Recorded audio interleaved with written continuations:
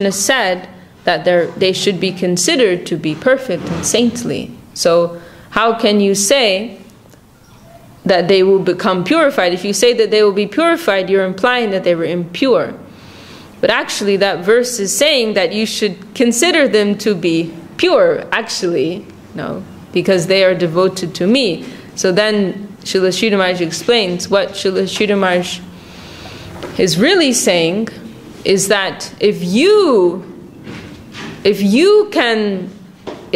an onlooker can appreciate the devotion of that devotee despite their bad characteristics, they will be purified. You will be purified. If you can appreciate the purity in that sadhu despite their external characteristics, you will be the gainer. You will be the one who will be purified. So he's saying to Arjuna, you declare this to the world, you will be one who can declare this to the world, they will be purified. Arjuna, you declare this to the world, you will be the gainer by that. But this is a little dangerous, because then anybody and everybody will do anything and everything and say, oh, I am Ananya Bhak. I am exclusive devotee. Then it doesn't matter what I do. It's okay. It doesn't matter. I can live a sinful life. But I'm a devotee of Krishna. Everything's okay. You know? So Jajur Maharshi said, this is very dangerous. You know, you should not publish this. But Srila Sridhar Maharaj, he said, no, if you know, this inspiration has come to me, I must express it. And it is the truth, and it has not been clearly explained by the previous acharyas. If I don't say it now, then in the future, who will explain it? And so he published that.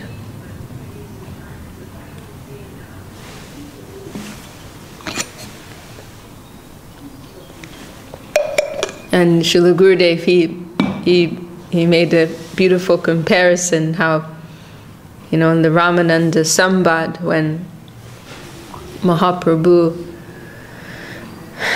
and Ramananda Rai are discussing. I'm hearing an echo out there, a little disconcerting. We're playing the recording in there.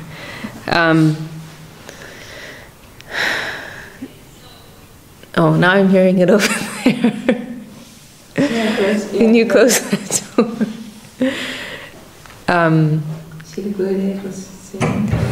And that discussion with Mahaprabhu and Ramananda Rai, then at the conclusion of their discussion, Mahaprabhu, he goes to cover Ramananda Rai's mouth.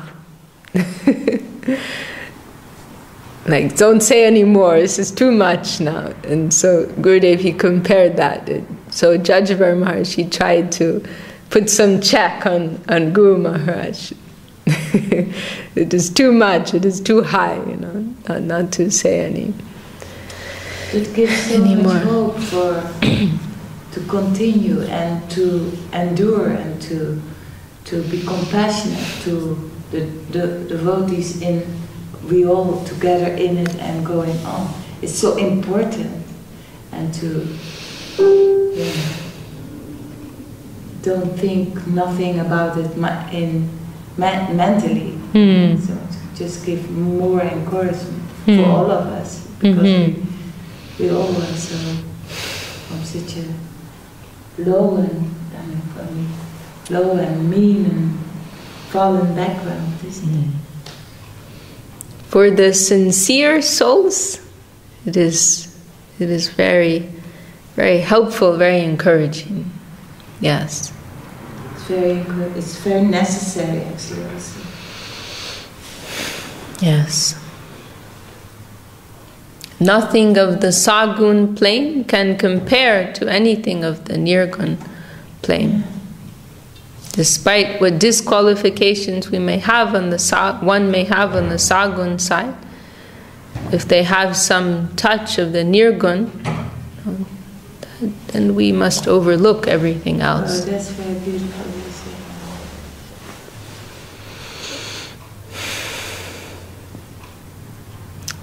So Gurudev, he described Srila Sridhar Maharaj's this Gita as like the explanations are, in general, they're like sutras. I went on a sidetrack, but we don't actually have the exact translation of the Bengali. There are many things, unique expressions in the Bengali, particularly in the word for word, which are not translated here. But it is not like Srila Swami Maharaj's Gita, that's what I'm trying to say. And also other commentaries on Gita that have been given by our acharyas. It's kind of like assuming you already have understood the basics of Bhagavad-gita, this book. It's like that. It's like assuming you already understand many things. It's like you've already learned the ABCs. We're not going to go into that now.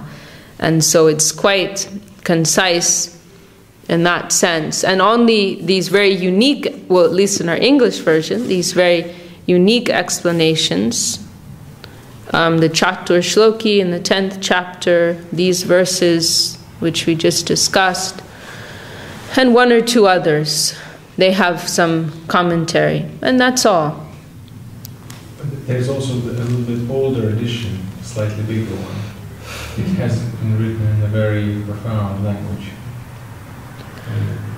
I mean, I don't want to comment on that because I think it's a question of translation, how concise the what the style of translation. We're discussing what Srila Gurudev and Srila Sridhar Maharaj have done. So I can't comment on that because we'd have to look, and a lot of that may be down to the style of the English translation. But actually, Gurudev, he of course he was very happy with that Gita, but he wanted something. He wanted this. He mentioned it was in bombastic language. He wasn't like, yes, he wasn't 100% happy with that. So who translated the small? Sripad Sagar Maharaj did both of them.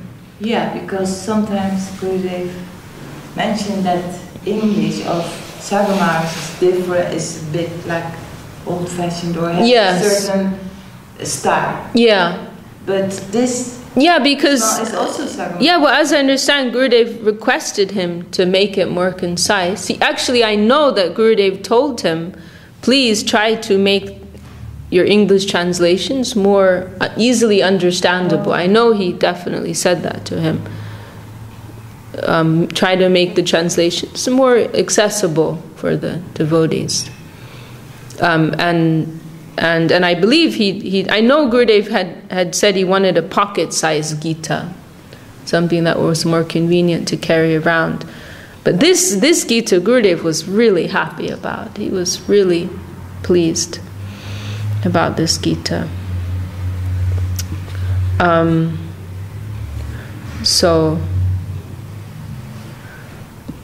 other point I wanted to just make is, as Param Guru Maharaj says, there is something in Gita for everything, for everyone. Sorry, my brain is not really working very well today. There's something in Gita for everyone. So it, as he said so beautifully, it unifies and sustains all ranks. Brings everyone together. But at the same time, for those who are ready for a higher level of truth, they will find that there is some, systematic development of truth. And what is that highest peak, that highest layer of truth? That is what we are most concerned with. Secret, more secret, and the most secret of all teachings. And so the teachings of pure devotion are, which we understand to be the finest gift of Srimad Bhagavad-gita, our focus is on that. And then also another thing I'd like to mention before we start is that we can read the Gita in two ways. In one way, we can read this gradation Karma Yoga, Jnana Yoga, Ashtanga Yoga, Bhakti Yoga. We can read like that. But also we can take principles, as we've seen Gurudev and Sridhar Maharaj do. We can apply principles from all of these other yogas. We can apply them in the practice of Bhakti Yoga. Principles of Karma Yoga and the others, they can be very, very helpful in the practice of Bhakti Yoga.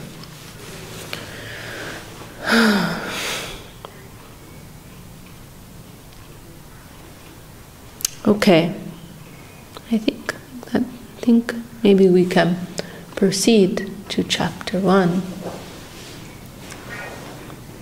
Shainya Darshan, observing the armies. So I do have this recording of Srila Gurudev, or we're very fortunate to have this recording of Gurudev. So we can continue with hearing that.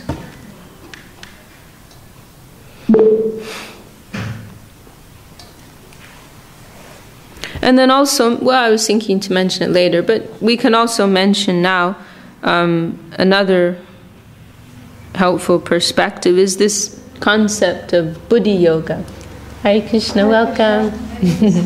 Krishna. Hello.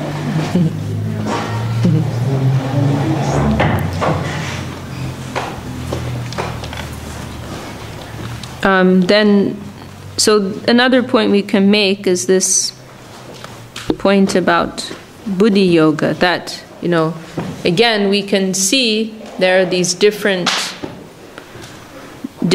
steps, different stages, different yogas, but another very profound idea that Srila Bhaktivinoda Thakur has given is this concept of Buddhi Yoga. And this Buddhi Yoga is described as the closest to the natural expression of the soul. And so Buddhi Yoga, depending on the development of consciousness, Buddhi Yoga, it can be expressed as Karma Yoga, it can be expressed as Jnana Yoga, and it can be expressed as Ashtanga Yoga. And then finally, if it is pure and complete, it will be expressed as Bhakti Yoga, depending on the development of consciousness, or we can say, depending upon the limitations which are imposed upon one's consciousness, one will express their aspiration according to one of these different ideals. So that is another perspective. Okay, so we're reading Bhagavad-gita. And you're just in time. We're just starting. We've been going through some introductory text, and now we're starting with the very first verse.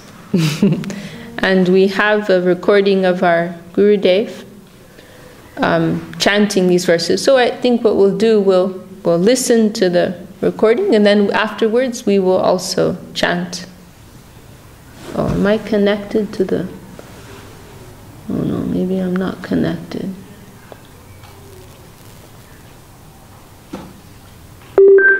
Okay, I'm connected.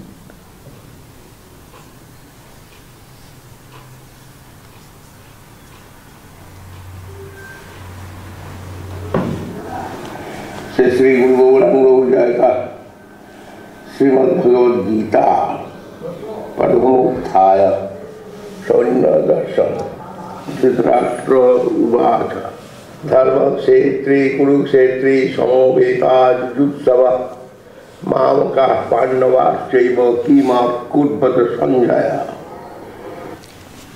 Okay, we'll all chant together. Dhritarashtra Uvacha Dharma Kshetre Kuru Kshetre Samaveta Yuyutsava Mamaka Pandavaschaiva Kimakurvata Sanjaya.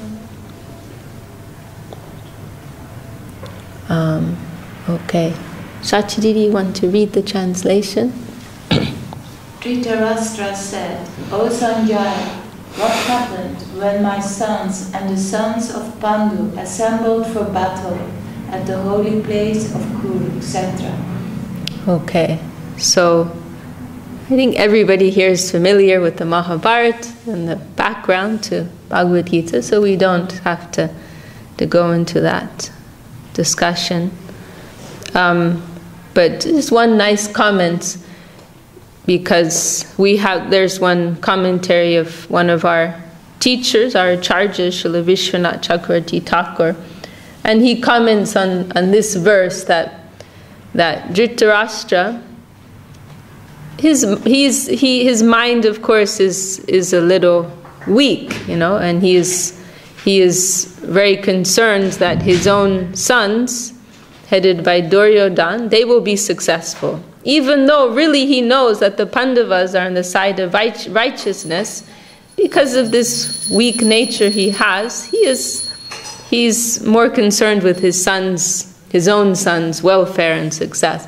And so Vishwanath Chakravarti Thakur, he comments that when Dhritarashtra asks this, he's like pretending to be concerned, like he's feeling concern about his nephews and his sons, but actually he's like a little worried that maybe by the influence of this holy place, they decided to give up the battle, because they're in Kurukshetra. This is a holy place, Dharmakshetra, right? Dharmakshetra, Kurukshetra. It is the holy place of Kurukshetra. So actually Dhritarashtra, he's a little concerned that by the influence of this holy place, because Tirthas, holy places, they have some influence. So he's actually worried that by the influence of this holy place, maybe the two groups, they decided to leave this battle altogether. And so... And the holy place, Kurukshetra as a holy place, what has happened before this battle then? I don't know. Maybe somebody else knows here. I don't know. We know there's some holy body of water there, because when the eclipse takes place, like in the middle of the battle, then many persons come from all over India to bathe in that river.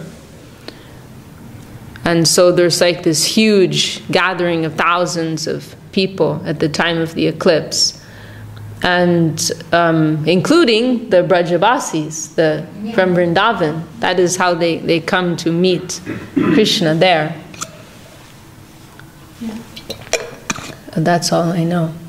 And so Dhritarashtra, he's like kind of checking, like what happened? Did the battle really start? And also Vishwanath Chakravarti Thakur, he gives another very nice explanation how, as I recall, the field of Dharma, right? You can say it like that. Field of Dharma. So in that field of Dharma, he compares the Pandavas to auspicious grains that are growing in that field, and Duryodhana and his group as like weeds growing there, which will be uprooted by Krishna. This is his comment on that verse. Okay, and this is a nice verse that we can all try to memorize as well. This is not so difficult to learn. Mamaka, like my sons and the Pandavas, in the holy place of Kurukshetra, when my sons and the Pandavas, they assembled eager for battle, and what did they do? What happened? Okay, we'll continue with the next verse. Sanjaya Vata Drishtapu Pandavanikam Murham Durjadhanastada Acharyam Upasangamma Rajavatanam Abravit. Okay. Drishtva tu pandavani kam vyudam doryodanastada acharjam upasangamya raja vachanam abravit. Can you say that by yourself? Yes, you can. Say it loudly so we can all hear. Here, I'll highlight for you. You're too shy. Did your parents force you to come?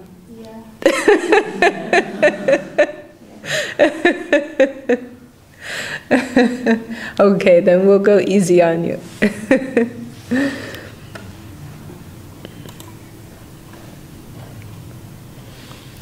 Radharani Dasi, you can read the second translation.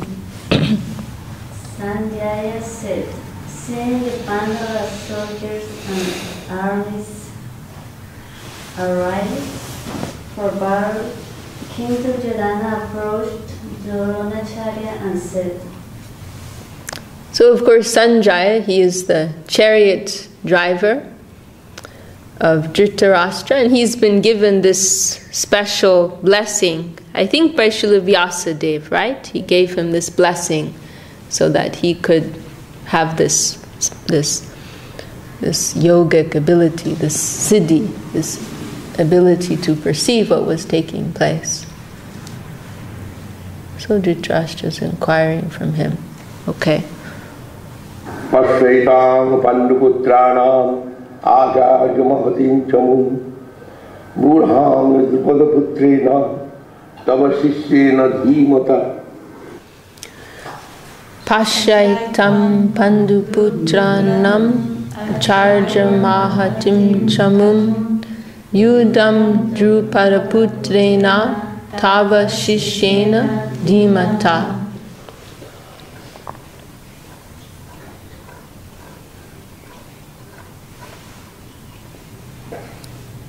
Want to read the next?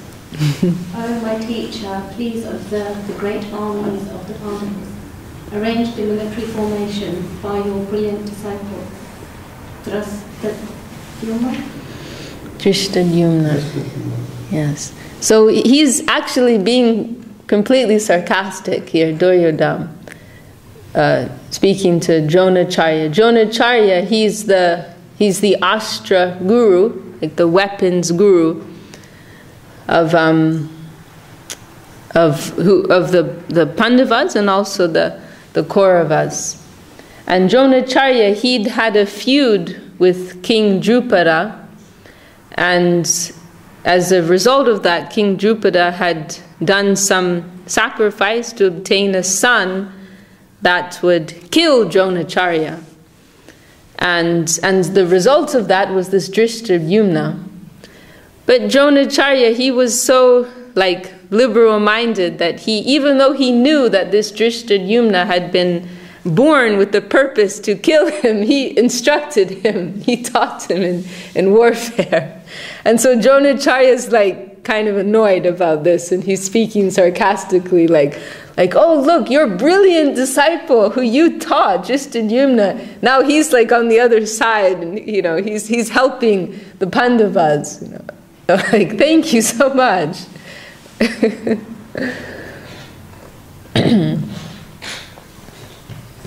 Okay. And of course, as we know, Dronacharya and Bhishma and others, they were really, their hearts are with the Pandavas, but out of some obligation, they are, they're physically supporting Duryodhana, but their hearts are with the Pandavas. Okay, so we'll go to verse 4. Atra Shura Maheshwara Bhimarjuna Samadhi Yuyudhana Viratascha Drupadascha Maharatham. Achashura Maheshwasa Bhimarjuna Samayudi Yuyudhano Viratascha Drupadascha Maharata. 4 to 6. Actually, I think I jumped ahead here. I have to back up a little bit. Do 4 to 6.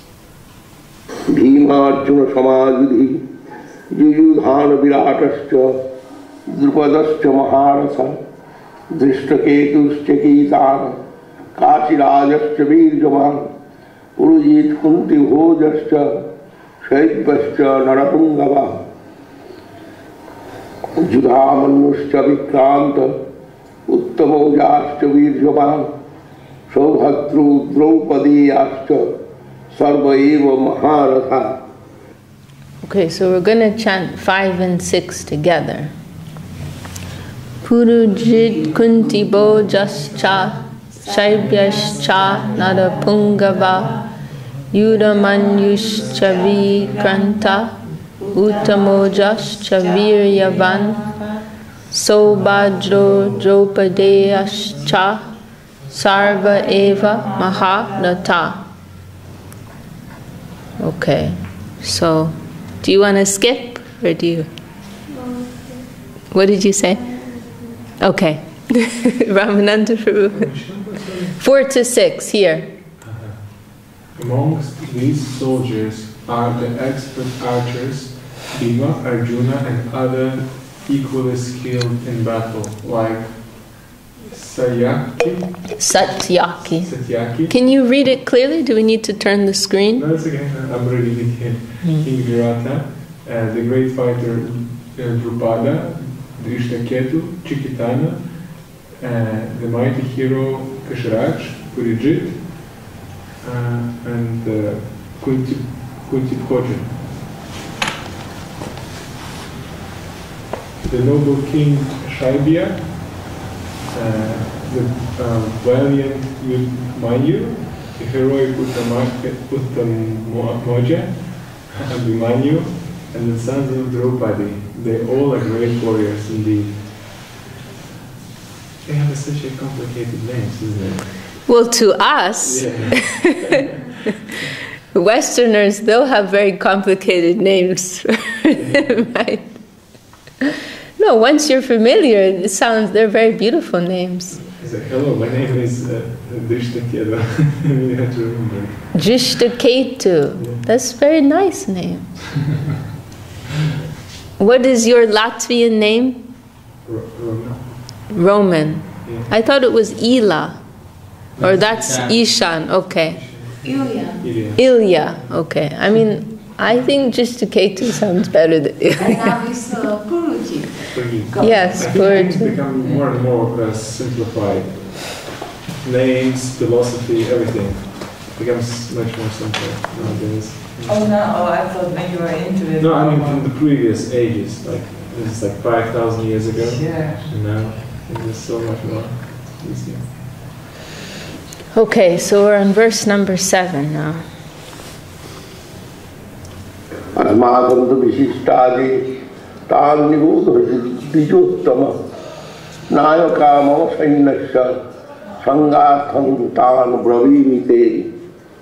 Okay. Asmakam tu Vishishta ye Tan Niboda Vijotama Nayaka Mama Sainyasya Samgyartam Tan Bravimite. Look, you have a friend now. Do you know each other? Yeah. Okay. O best of wise born, please consider to the foremost commanders us, the commanders of my armies. I submit their names before you. So he's, surveying the scene, assessing the strengths and weaknesses of the two sides. And of course, we're not here, the focus here is not on a battle. This is something that confuses people sometimes, especially because nowadays there's violence, there's so much violence that goes on in the name of God. And so persons, they become disturbed by the idea of of a battlefield and spiritual discussion going on in a battlefield. But actually, it is just a background. And any other background could have been chosen. The spiritual teachings that are given here, they could have been prompted by any circumstance, and somehow this is how it came about. And these spiritual teachings, they exist utterly independently of any material circumstance. And it is not that the battle is being considered a spiritual thing. It is just a background. It is like a stage. It is like the platform on which these spiritual teachings are given. And hearing this introductory chapter, where it's giving us some background and some idea as to why Arjuna becomes so upset. You can understand. He's like seeing all of his relatives on the opposing army, and naturally he's becoming disturbed and feeling reluctant to fight this battle. And so that just gives an excuse for Krishna to enter into spiritual teachings, beginning with the teaching of the soul, that you are a spirit soul, you exist independently of matter. So we don't need to get too wrapped up with this background of the battlefield. Okay, so we're on verse number 8, right? I think so. Bhavan Bhishascha Karnascha Kripascha Samitinjaya Ashwathama Vikarnascha Saumadatti Jayatratha. Okay. Bhavan Bhishmascha Karnascha Kripascha Samitinjaya Ashwathama Vikarnascha Somadatir Jayarata. Okay, one more time, but louder, everybody. Bhavan Bhishmascha Karnascha Kripascha Samitinjaya Ashwathama Vikarnascha Somadatir Jayarata. Oh, that was great. Okay, number 9. We'll also hear number 9. Vannecha bhava shura madasti tattva jivita nana shastra prarana sarve yuddha vicharada. Anyecha bahava shura madarte chatta jivita nana shastra paharana sarve yuddha visharada. Firstly, there is so Duryodhana, he's still speaking to Dronacharya. Firstly, there is your respected self. Then Bhishma, Karna, the ever-victorious Kripacharya, Ashwatthama, Vikarna, Buddhishrava, Jayadratha, and many other heroes, skilled in the art of warfare, all armed with various weapons and prepared to lay down their very lives for me. So, number 10. Avarjastam tadasmakam balam bhismadhirakhitam pajjaptam tirameti balam bhimadhirakhitam. Aparyaptam tarasmakam balam bhishma virakshitam paryaptam tridamete sham balam bhima virakshitam. And just I'll mention as a point of pronunciation in case any of you are puzzled. Our Gurudev, he's Bengali, so he's sometimes pronouncing in the way that a Bengali would. And so for Bengalis, this S is silent. So they won't say Kuru Ksetra, they say Kuru Ketra. Bengalis will pronounce like that. So here you hear Gurudev, he's pronounced, just in case any of you are puzzled why he's pronouncing it differently. That is why. So you can choose which way you want to go.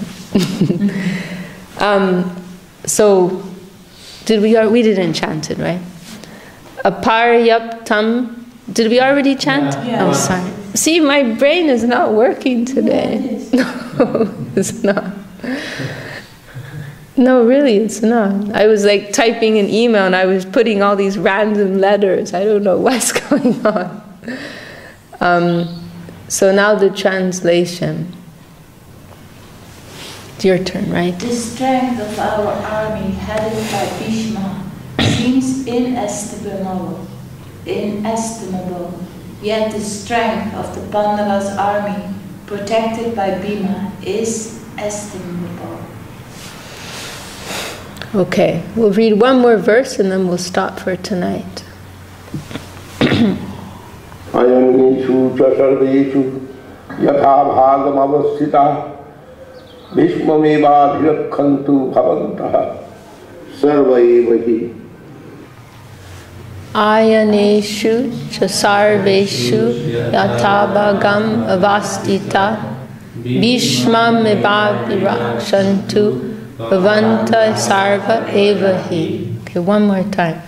Ayaneshu sarveshu yatabhagam avastita bhishmameva virakshantu bhavanta sarva evahi. Okay. Now take up your post at the strategic points of the formation in support of Bhishma. And this verse, it doesn't seem to be very significant. It seems very, ordinary. But our Gurudev, Srila Bhakti Sundar Govinda Dev Goswami Maharaj, he gave a whole talk one day just on this verse. And he made the point that Duryodhana, he knows that Bhishma is not really with him. He knows that at heart Bhishma is with the Pandavas, and that Bhishma is supporting him as a matter of obligation. At the same time, he has appointed Bhishma as his general, and so he's giving this order: all of you support Bhishma.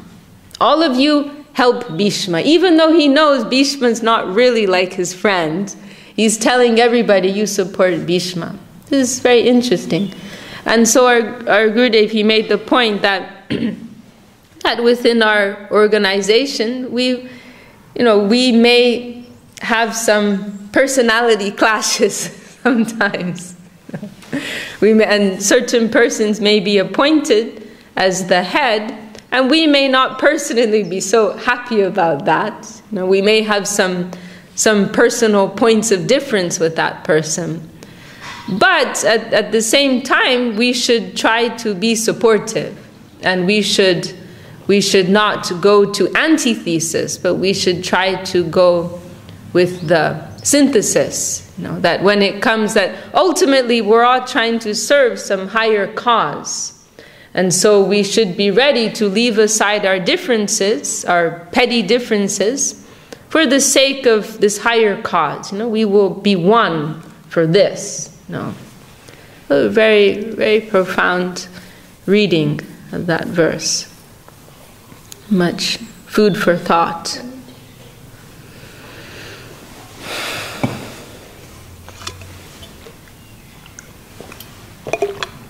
And because it is difficult, we in environments like this, you have persons coming from many different backgrounds, many different levels of education, different cultural backgrounds, different levels of understanding, different likes and different and dislikes, and so it is very easy for persons to disagree, to not get along.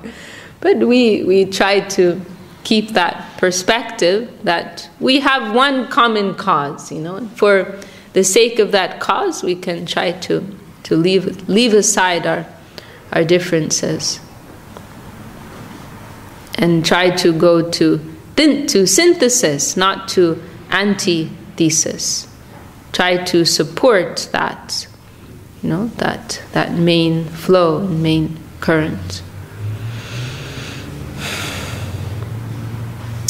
Okay, well, I think we'll stop there for today.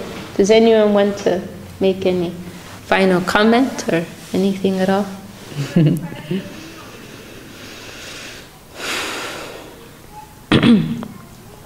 Okay, well, maybe I'll close with a little, or maybe we can close with Mahamantra, chanting Mahamantra. Few minutes. His name is Mahamantra. And he sings Mahamantra very nice. Our Gurudev, he really had this special knack of giving names. He really did. So we're gonna, if you would like to follow, we're gonna sing these two mantras here. Jai Shri Krishna Chaitanya. Jai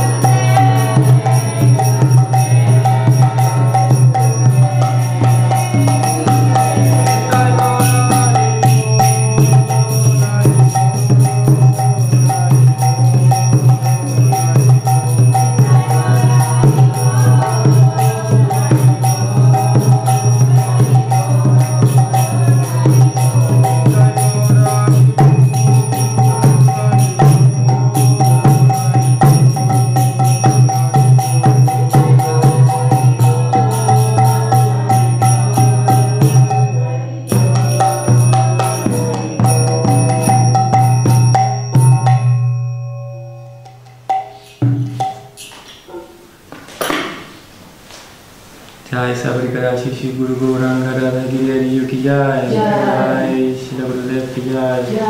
Samarita Vaishnava Mandala Ki Jai. Samarita Madhava Karinda Ki Jai. Jai Rashimad Bhagavatam Sri Chaitanya Charitamrita Ki Jai. Jai Srimad Bhagavad-gita Ki Jai. Harinam Sankirtan Ki Jai. Srimad Devotis Ki Jai. Jai Vishakha Ki Jai. Jai Gaur Brahmanande.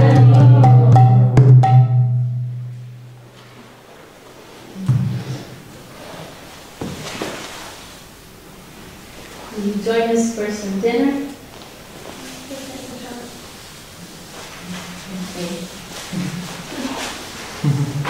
Very nice to see you again. Lord Maya. You remember, Vishakha, you were giving the class? Yes, I remember, yes. And once she came with all her oh, that's right. all the Your extended family. yes, Yeah, okay. you came once and Vishakha was giving a class there. That's right, I remember, yeah. And they have friends, your daughter? Daughter and Yes. and me. Yeah, she